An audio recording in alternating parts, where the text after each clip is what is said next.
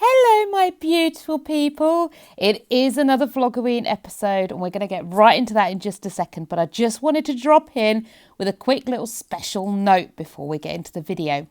Now, where I am, I can hear the cars passing quite loudly. They seem louder to me than they do on video. So during the video, you might see me just pause randomly. It's because I'm waiting for a car to go past or a tractor to go past. To me, like I say, it sounds so loud, I didn't think you'd be able to hear the audio above the traffic. So I stopped speaking. However, when it came to doing the edits, I realised you can still hear over the sound of the traffic. So just be mindful if you think I'm being a bit weird and strange and stopping speaking because I'm weird and strange. Just know that I am a bit weird and strange, but that's not why I'm stopping speaking. It is because of the cars. Anyway, enjoy the video. It's a nice, spooky, creepy. It's a nice, spooky, creepy storytelling video. Enjoy, my lovelies. I'll see you soon. Hey, happy vloggoween! So this is a video I've tried to film so many times now. I think I'm on my fourth attempt. And I've tried to make it spooky, I've tried to make it scary, but I just don't think that's me. I think I should just keep it me, keep it real. Let's tell these spooky stories my way. So growing up, my childhood home was haunted and the home I'm in currently is haunted, and I've worked in care homes and they have been haunted as well. So I've had my fair share of haunted places. Now, these stories are going to flick about because I just made a whole list of haunted stories to tell you all. And we're going to go from sort of adult to child, adult to child, adult to child. It's all over the place. Without further ado, let's get started. So, story number 1, Domino. We had a cat called Domino and Domino passed away. Now, I don't remember how old I was and kind of irrelevant really. I was a child. I was a small child, primary school child. And Domino had passed away. Mum would always say she could hear Domino purring at the end of the bed. Now, I wanted to hear Domino. I wanted to know the cat was okay. And I wanted to, say goodbye to the cat. I loved that cat and I missed him. So one night I asked if I could come, sit in the bedroom and listen for Domino so I could say goodbye to Domino and tell him I loved him and all that jazz. Mum finally relented and agreed and allowed me to sit in the bedroom and wait to hear Domino. And I sat in the room and I listened and I listened and I listened and the cat did not come. Mum was convinced it was because the cat was worried about frightening me because I was quite little. And I thought maybe, I don't know. I went and found a picture and I got this picture and I says to Domino, please come and talk to me. Please come and purr. I'd love to hear you. I miss you. I'm not going to be scared. Please do come. It'll be okay. Asked again if I could come and sit in the bedroom. And she again relented, because obviously nothing's going to happen. So it's fine because, you're not traumatising your child. It's okay. There's no cat there. I went and sat in the bedroom and again listened and listened and listened and nothing happened. And I just said to the general atmosphere, it's all right. I won't be scared, I promise. Or words to that effect. And within about 5 minutes, I heard a cat purring. I heard Domino purring. There was nothing in the vicinity that could have been mistaken for it. And it's unmistakable. A cat's purr. It was a cat's purr. And I thanked Domino and I'd never heard him since. He was a beautiful cat. And he came and he said goodbye. And I got to say goodbye to Domino, which was lovely. So story number 2. Story number 2 is the same childhood home. So this is still back when I'm young. We had a big dark shadow. This thing was huge. It was maybe 6-7 foot tall, maybe bigger. I'm not great with measurements, but it was a good height. It was big. It was very wide. It gave off a masculine energy, but it never had any features of any description. It was just a big black shadow. It was a big mass. And this thing would appear when bad things were going to happen. It was absolutely terrifying. And it scared us all to our core. It was horrendously frightening. Now, Dad never believed in the big black shadow. He never believed it was anything real. We were all imagining it, or it was all just, a trick of our mind. It was all just something we were seeing. And then one morning, I'll remember for the rest of my life, I think, he got up and he wasn't quite himself. Turns out the big shadow had visited him in the night. And the big shadow had scared him that much. He lay still. He couldn't look at it. He couldn't move. He couldn't get up. He couldn't do anything. He just had to wait for it to go away before he could do anything. He just stayed in bed.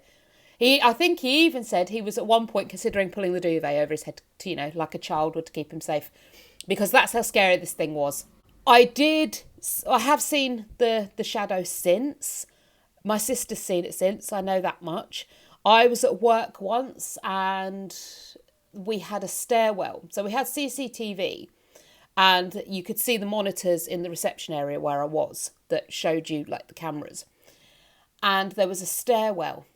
Now, underneath that stairwell, there was no doorway. There was no entrance, exit, windows, nothing. It was just a stairwell with like a little bit underneath.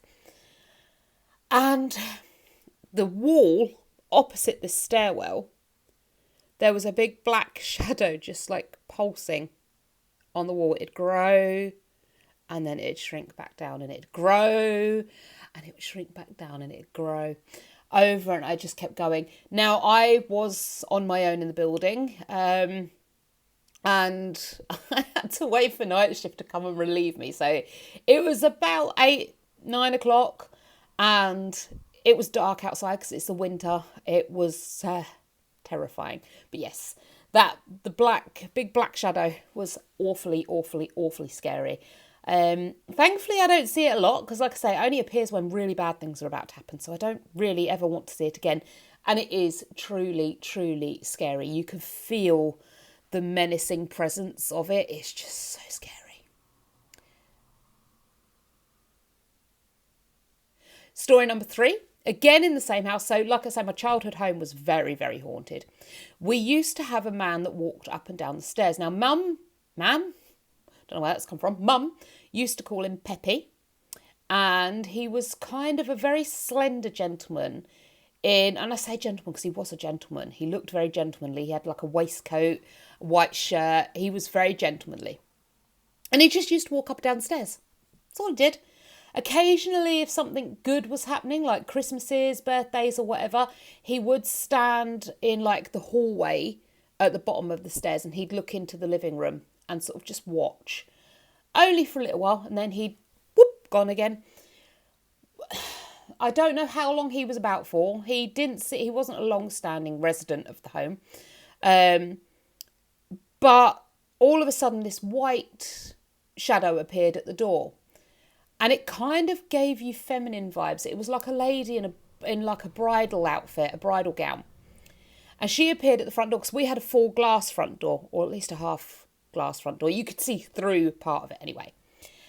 And a few days after this big white shadow appeared at the front door, you could open the front door, no one would be there. And it was never there before. So it's not like you could say, oh, it's car parked outside. You can see the reflection through or anything. It was never there before.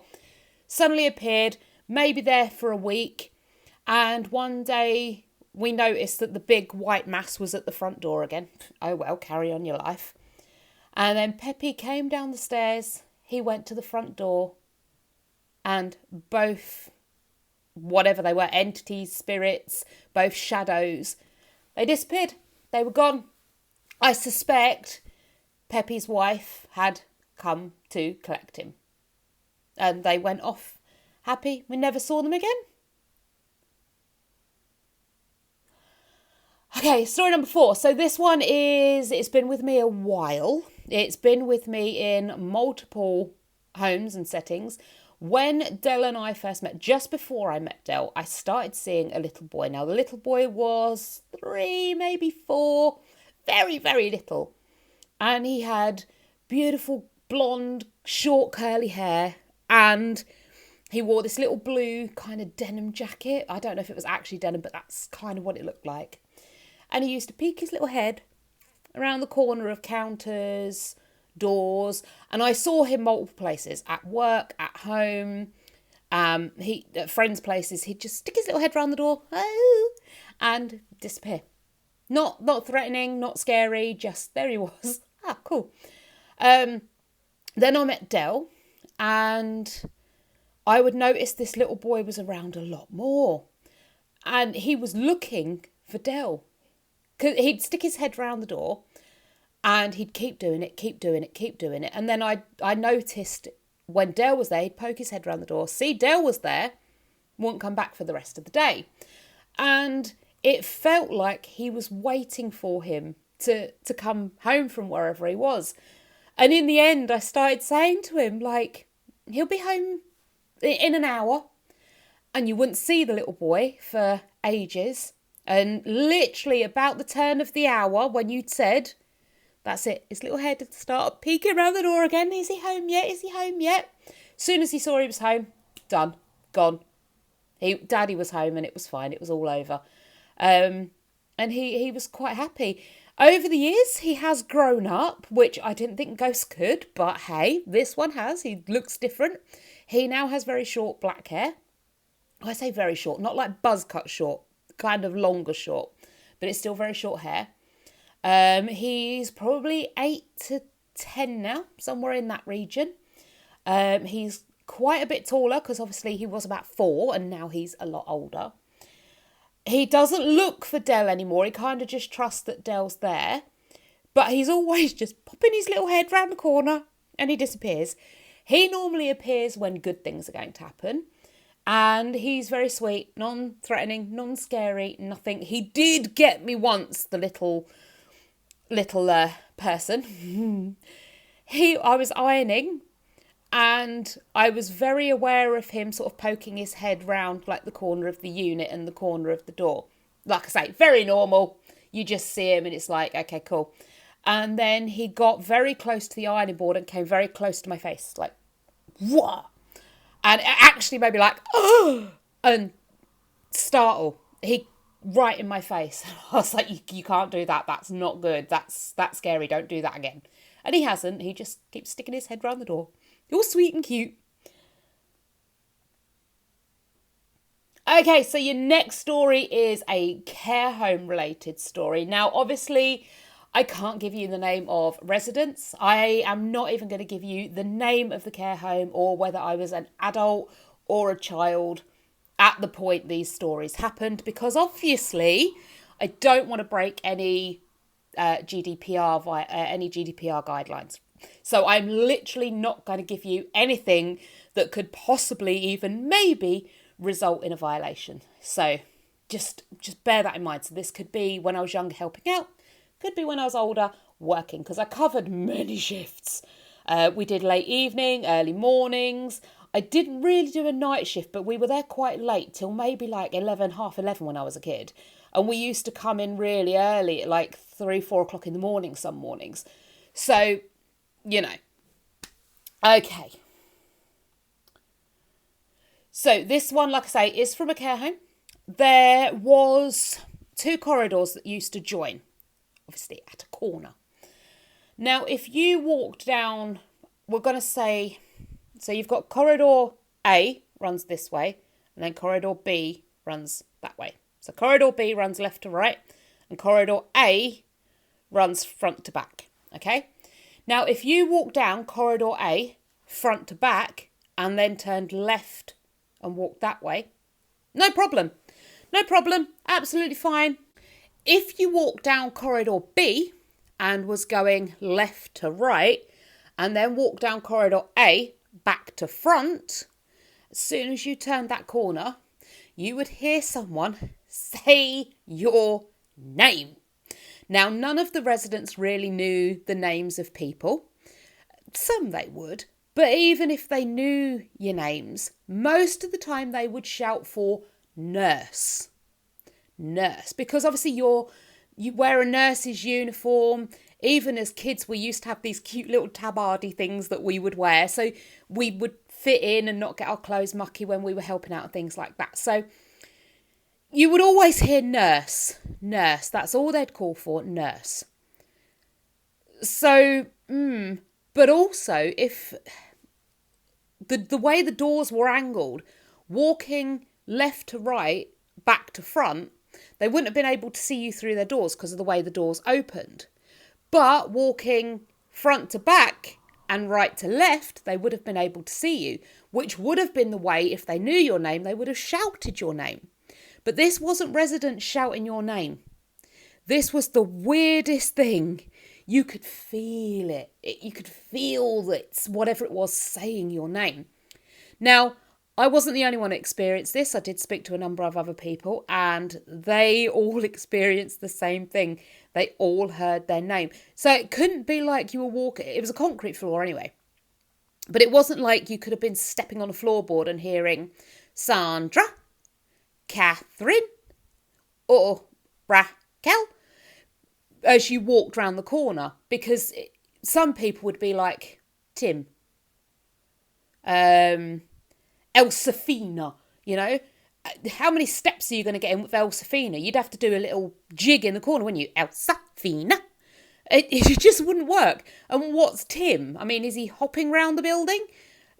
You know what I'm saying? It wasn't a loose floorboard. It wasn't a resident shouting out for a nurse. Something was saying your name. It was so creepy. I don't know if it still happens. I'd have to go back and see if it still did it. But I couldn't walk that corridor. I couldn't walk the corridor left to right, back to front. I would deliberately go out of my way to go the long way round to get to where I needed to go, so I didn't have to go that way because it was just too creepy. Okay, so your next story. Obviously, in care homes, some of the residents get taken ill. They have to go into hospital, and that's a common occurrence. It is what it is. We had a resident and they were taken into hospital. They'd not got very well. They were taken into hospital. We were told that they would be having a surgery at some point, I believe. Now, while they were in hospital, the call bell in their room would keep going off. We'd keep going to the room. We'd check to make sure no residents were in there. No residents were in there. It's like, what on earth is going on? Why is this call bell keep going off? No one is here. And where we were and where this resident's room was, there was no way a resident could have got in there, rang the bell, got out and got out of the area, the corridors, before we'd got to that room. So we knew it wasn't a resident ringing the bell, but this bell kept being rung. But then we was in once and we were walking about like you do. You do your job and you're walking about the building. And the door to their room slammed. Now, these were quite heavy doors. Obviously, like fire doors and things like that need to be heavy to protect the residents and things like that. So this was quite a heavy door. And they are on those slow closers to stop them obviously hurting people as you go in and out. They don't just swing shut on you. So to open that door would have taken a good effort. And to slam it shut, I couldn't even do it because you'd force it against the slow closer. But this door, it opened and it slammed. Running down there, find out what on earth is going on. Searching the room for a resident. There's no resident in there. What just happened? We found out, I can't remember if it's the next day or a couple of days afterwards. We found out eventually anyway, that actually the time that her door opened and slammed shut was the time she passed away. We had no idea of that. It was like, wow, it was literally them just leaving the building. So yeah, that was a quite creepy one. That was very creepy.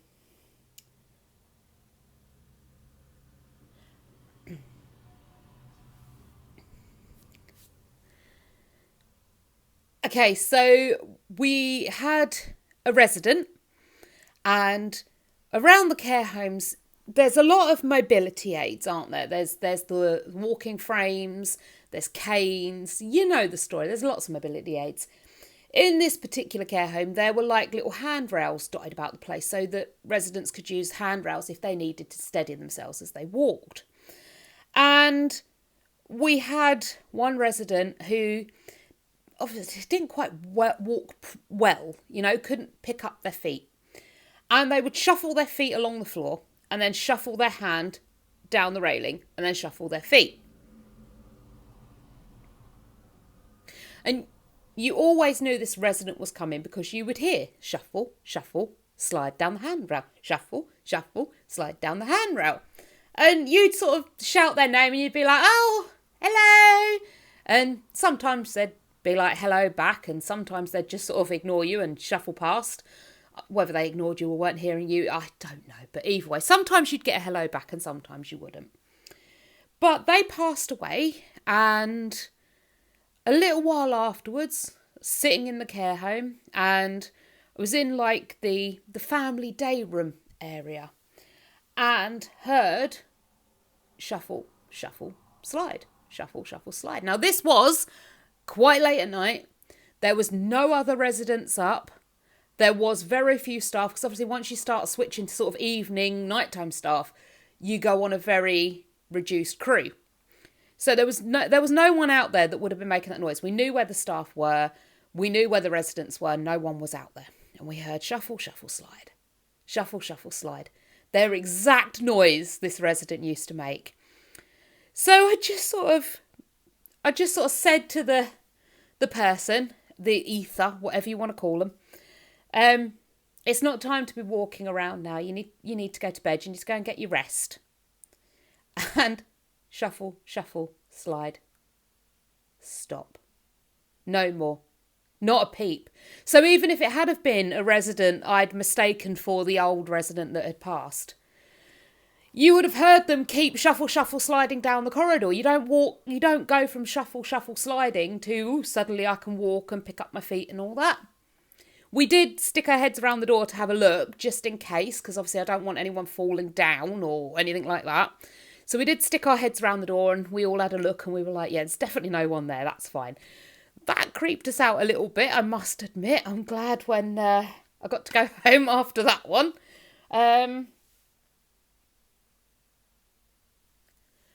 Okay, so your next story is kind of more Alyssa related than it is me. When we got our first home together, me and Del and Alyssa, we had a little flat. It was a little 2-bedroom flat.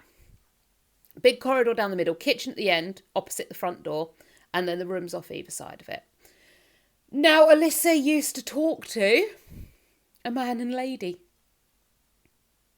It was really weird. You'd find her sitting in a cot, chatting away, or in her little bed when she got her little bed, chatting away. Who are you talking to, Alyssa? Man and lady. She'd sit underneath our big dining table and she'd be playing away. And who are you playing with? Man and lady. Man and lady. Can't you see man and lady? No. We did give her a camera and we did say to her, like, can you take some pictures of man and lady? She did. She was proper taking pictures. Like, the people were really there. And we never got the film developed. I wish we had, because I'd have been so interested to see what was on there. Although I think, quite frankly, if we'd have got them developed and there had been some sort of weird orb or shadow or something like that, or a man and a lady, we'd have been homeless again quite quickly, I think, because I couldn't have stayed there. That would have been a bit scary. But yeah, man and lady used to talk to Alyssa a lot. Eventually she stopped talking to them, stopped noticing them. But yeah, she used to be really good friends with man and lady.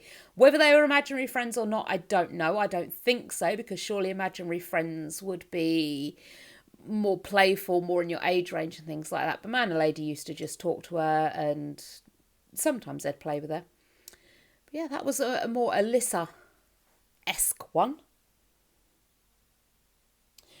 Okay, so this one is kind of a bit Craig related. Now, it was in this house we're in now. We'd probably literally just moved in. Craig was very, very little. We moved here when he was 3. And he wasn't much older. He was very little still. Our bathroom, as I'm sure you've seen from many of my other videos, is downstairs right by the front door, opposite the dining room. We used to have the dining room as the sitting room. So you could sit Literally, we used to lay in the bath and watch a film on the telly from the bath because you could just look straight through.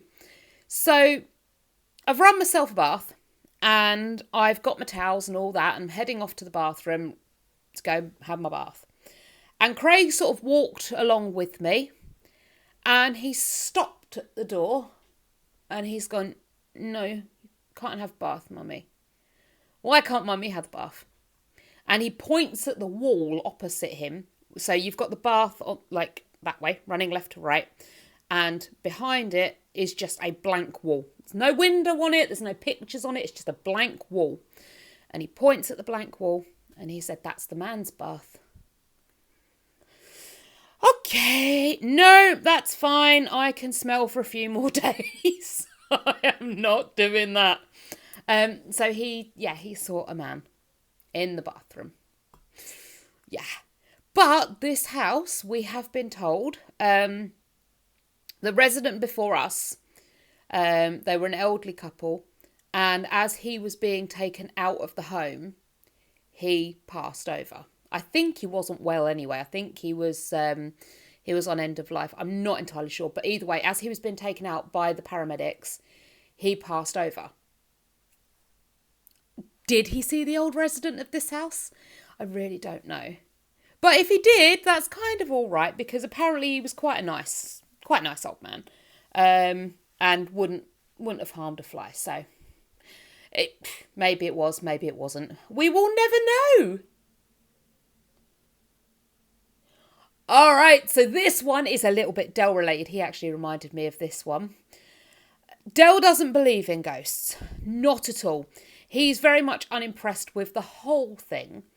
And will often, if something weird or creepy happens, he will often shout, well, I'll do it again. Prove you're real. Do it again. And I'm just like, do you know what? If it happens, what are you going to do? What are you going to do if you shout, go on, do it again, and it does it again? And he's like, well, it won't ever happen, will it? Well, you better hope not, because I am literally going to become a mess of myself. If you shout, go on, do it again, and it does it again, there's going to be panic of like huge biblical proportions. I am not going to be able to calm down for a very long time if you shout, go on, do it again, and it does. We'll just make that very clear. But he does. Every time something creepy happens, go on, do it again if you can. I'm actually starting to get a little bit braver now. I'll try it, but I swear if it ever happens, I'm done. I'm running. So he was in, again, the bathroom downstairs. And he's, the bathroom sink, the tap actually turned itself on. Now, if it had just had the water flowing, if the, like, what are they called? The little O-rings, what are they called? Seals, whatever. If the tap had broken and the water had just come gushing out of the tap because the tap is broken, then Del wouldn't have been able to turn it off because it would have already been turned off. It's broke now. You can't turn a broken thing off because it was never turned on. You have to turn it on, water comes out, now you have to turn it off. Well, if you don't turn it on, you can never turn it off. It's already fully turned off. I'm repeating myself, I know, but it just, to me, drives me mad that he was like, well, it doesn't matter. The tap turned itself on. It didn't break. It didn't just gush water out of it merrily like a little fountain. It turned on with no physical human presence there to turn it on. Please be aptly frightened. He was like, nah, I just reached over and turned it off. What normal individual does that? I don't care what state I'm in. If the bathroom tap turns itself on while I'm in there, I am leaving while screaming and probably defecating. You know, I just reached over and turned it off. And then I was like, so what, you don't think it was a ghost or anything then? He's like, no. Goes back in the bathroom. If you're there, you can do it again, can't you? No, it can't. Why would you even want that to happen? No, leave the taps alone. But yeah, glad it never happened to me. I don't ever want it to happen to me. You can keep the taps to yourself. Tar very much. Another one with the bathroom. We used to have all the shampoos, conditioner, body washes, you name it. It was all along the windowsill because when we first moved in, we didn't really have any storage. We still don't have a lot, but we certainly didn't have any in the bathroom.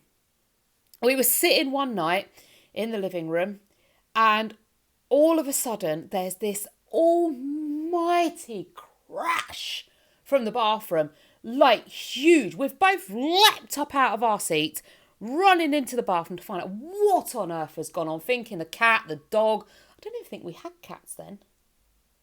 We didn't have cats then, we had dogs. Anyway, we jumped up, we've gone running in there, find out what on earth is going on in there.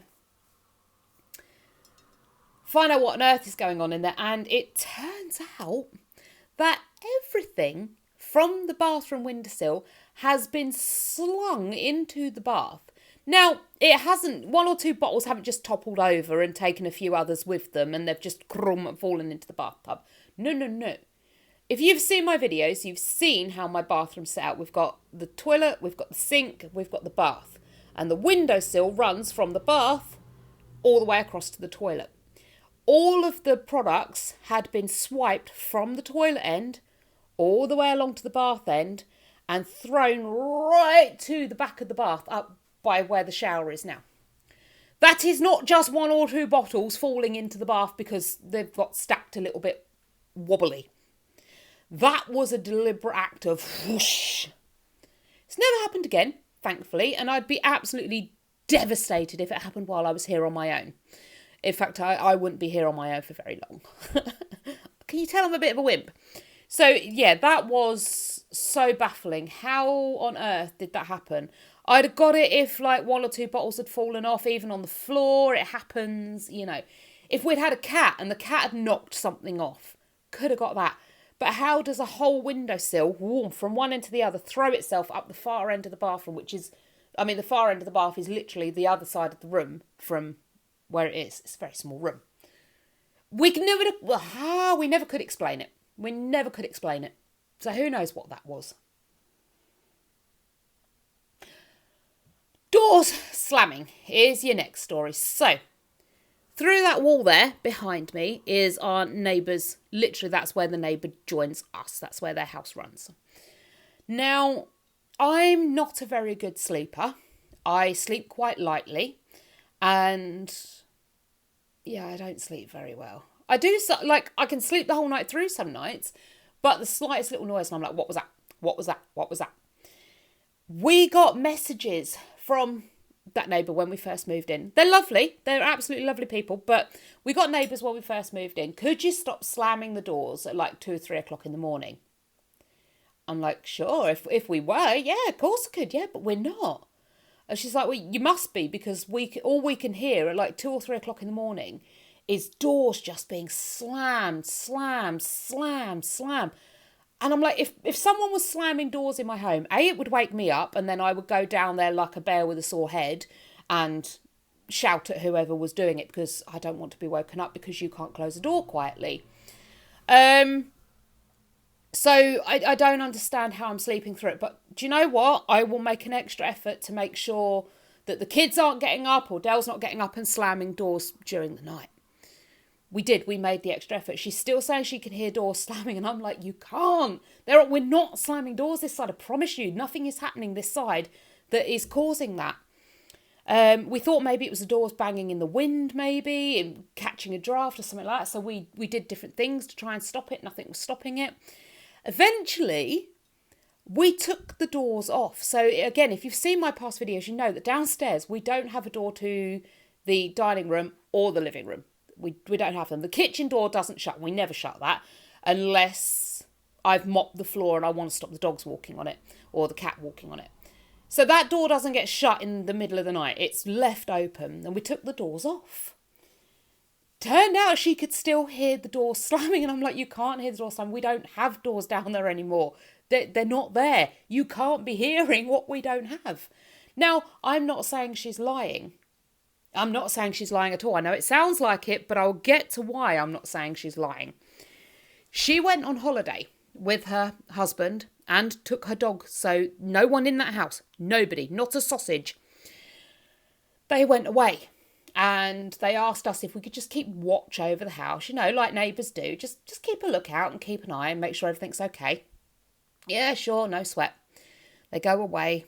And I don't know how many nights they'd been away. Kind of irrelevant. But one night they're away. We are laying right here. And we hear banging. Doors slamming. Like things falling over. Like a ruckus. Like next door. So we check with them. Are you definitely still on holiday? Yeah, still on holiday. Okay. Strange noises coming from your place. Kind of didn't feel like anything was happening though. You get a gut feeling. Me and Dale were like, we don't get the gut feeling that anything sinister's going on. They're not being burgled or anything like that. But we'll go and have a look. We'll go and check the property. Just make sure no one's broken in. There's no evidence of breaking in, damage or anything like that. Because if there is, we can call the police. So we go around and we have a look. No evidence of anyone have got in anywhere. We check every single window, every single door. We check the upstairs windows and doors because you can obviously see them from the outside. Nothing. We check to make sure they're locked, so we sort of try and pull on them and check the handle and make sure that no one sort of tried to open them or force them or anything like that. They didn't have curtains downstairs when they went away, so we're up against the window like that. We're peering through. There is no one in that house. No one. We've also, because of where we are, it's really quiet out here. So if, let's say, one of their grandkids or kids or relatives had pulled up at the house, let themselves in with a spare key that we didn't know was coming, A, we'd have seen them through the window. B, there would have been a light on. But C, we'd have heard them pull up on their driveway. I mean, the dog hears when a car pulls up 300 yards down the road. He knows when a neighbour's car pulls up. We would have heard it too. I mean, you can probably hear the cars whizzing past now. You can't miss it. But we'd heard nothing and there was no one there. They came back from holiday the next day. Nothing had moved in the house. No one had been there. It was the weirdest thing. And even now, some days, we still hear, like they'll be out and you'll hear banging around in there. And they probably do the same for us, but we've kind of just got used to it now that it's probably not actually the neighbour making noise. It's something otherworldly. Fun, eh?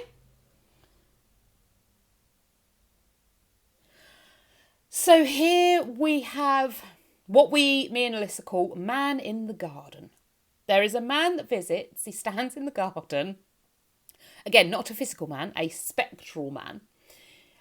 Sometimes he gets quite close to the house. Most of the time he's quite a bit away from the house.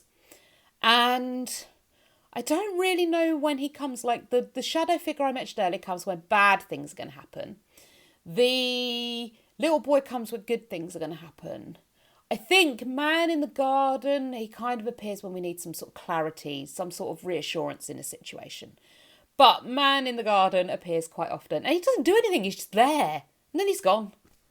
It's really weird. And it's not like you can say, oh, it's just, you're just seeing a tree shadow. No. No. We know where the trees are in the garden. You know what corner of the eye phenomenon is, or you just sort of catch it out the corner of your eye. It's not that. This is a full-scale person stood in the middle of the garden and disappears. It's very odd. Don't know who it is, but I kind of feel protected. I kind of feel like he's there for some sort of protection and guidance. So I'm not too scared, and yeah, we'll leave him there.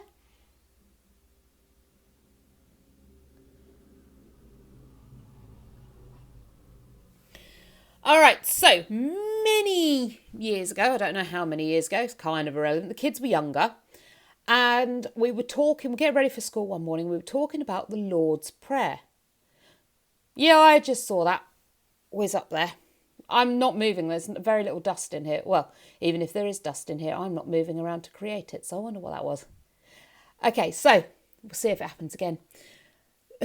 We was getting ready for school, getting the kids ready for school, and we were reciting the Lord's Prayer. We're talking all about it. And the kids didn't know what it was. So like I say, I started reciting the Lord's Prayer. And we started hearing these kids giggling.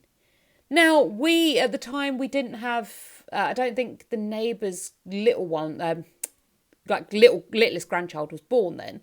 So she didn't have any baby grandchildren that could have been around the house giggling and, doing any of that. But we still looked out the window and we're having a look and can't see any kids anywhere. How can we hear kids giggling if you can't see them? They've got to be around somewhere. No. So, never mind. Carried on, come back in. Again, we start saying the Lord's Prayer, or I do, the kids don't know it. And we hear again these kids, but now they're not giggling, they're talking. Can't hear what they're saying, but it's kids. Just general talking noise, but not actual words. So we stop. They're louder than the giggling, so they've got to be closer. We must be able to see them now. Find out where these kids are coming from because it's getting creepy. No kids. No kids. All right, weird. Now I want to test the theory. And I'm reciting the Lord's Prayer again and again and again. It changed to adult, I want to say male voices or deep feminine voices. Either way, these were adult, loud voices. Couldn't hear what they were saying, but we could hear them clear as day. And it scared us quite heartily. We checked out the windows. We were hanging our heads out of the window. We were listening for whoever was talking. We got close to the walls to check to see if it was the neighbours talking we could hear. No one was talking until we started saying the Lord's Prayer. And every time these voices came and I was like, no, we don't need to be doing the Lord's Prayer anymore. Let's just leave that for another day. Okay, so this story is a little bit Dell related. Well, it's a lot Dell related because it never happened to us. It happens to us in a different way, but this particular version of it happened to Dell. He was downstairs. Now, I'm sure if you've watched my other videos, certainly if you watch my live, you've heard Dell coughing. He coughs quite a lot. He woke up one morning and he went downstairs. I think he was doing a cup of tea, whatever he was doing. He was downstairs and he was sorting his day out. And he sneezed and someone said, "Bless you." He was like, oh, thinking I was up or one of the kids up. So he's gone, looking. Do you want a cup of tea? Do you want some breakfast? Whatever. We're not up. I'm snoring right about here. The kids are snoring in their beds. There was no one up. Who said bless you? He doesn't even know. He doesn't know, but it was clear as day. It was bless you. Now, I say it's kind of all of us related because I have heard things being said in this house and they are in this house. Sometimes when you hear your neighbours talking, it's kind of a muffled through the wall. I can hear talking, but I can't. What are you saying? Or people walking past. Sometimes you can hear them, but again, you know they're outside. You get like a sense of where this sound is coming from. But Alyssa, I don't know about Craig, but Alyssa and Dell have all heard things in this house. We've all heard people talking. And yeah, he got to hear it too. But again, still doesn't believe in ghosts. One literally speaks to him and he goes, I don't know, could have been anything. Yeah, could have been anything. Could have been a ghost. So yeah, that leads me to the very last of the stories that I can remember at present. There's probably loads more and I'll probably get to a few of them in due course. But we hear often family. So I will hear Dell or Alyssa especially, but I hear Dell and Alyssa when they're not home. Like they can literally be out, even with Craig. So I'm here on my own and I will hear Dell or Craig. They have heard, we've all heard each other be home when we're not home. You'll quite often hear the front door go and you will think that someone has come home. They haven't. The front door's still locked. No one came in. No one's been home. Because if we lock our door and we leave the key in, then you can't put a key in the outside and unlock the door. Now, when we're home alone, we lock the door. Keep you safe. It's just common sense. We lock the door, and I will often leave the key in. It's so bad. I will leave the key in, and then people are like ringing the doorbell. Why'd you leave the key in? I couldn't get in. Because A, I'm a bit forgetful and sorry. But B, is that not the best test? Like, if I put the key in the door and lock it, no one can get in that door unless I unlock it. So if I hear that door open and close, I know there's no way it open and close unless I do it. And I never did it. So how? How does that door open and close when nobody is opening and closing it? It's not the back door either. The back door's the same. If you leave the key in it and lock it, no one can actually access it from the outside. And I think actually we've only got one back door key. So if it's locked in the door my side, no one could be getting in from the outside. But yeah, we will quite often hear the door go. We will quite often hear each other speaking. It's quite creepy. Anyway, I'm glad I finally got this video uploaded and out for you guys. I've been trying to film it for months. No, for a good week or so. I hope you enjoyed it. Like I said, there's probably more scary stories, spooky stories. I will get to them probably during the lives. But anyway, happy Halloween. And I will see you all in the next vloggoween video. Bye for now.